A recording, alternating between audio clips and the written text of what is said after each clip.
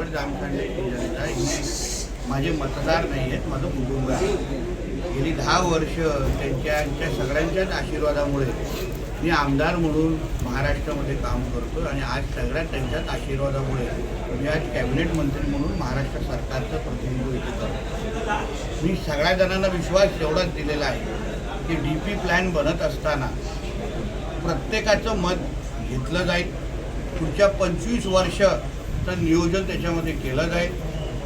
देवगड जामखंडेच्या जनतेच्या मनाच्या विरोधात कोणीही काही करणार नाही हा विश्वास मी त्यांना दिलेला आहे. कारण का आमदार म्हणून मी कधीही माझ्या जनतेवर अन्याय व्हायला दिला नाही.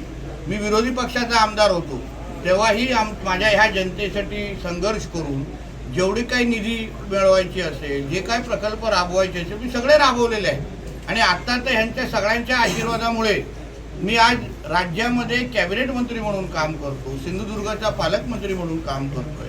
मी तर सगळ्या नागरिकांना आवाहन करीन, प्रत्येकाने सगळ्यांनी एकत्र यावं, सूचना द्यावे, हरकती जास्तीत जास्त घ्यावे.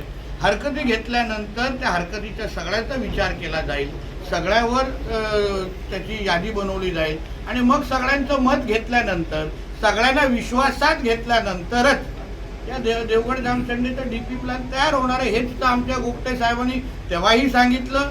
आज मी त्याच्यावर शिक्कामोर्तब करतोय. देवगड जामखंडेमध्ये 18 प्रकारचे नागरिक सुविधा आपण कसे उपलब्ध करून देऊ शकतो.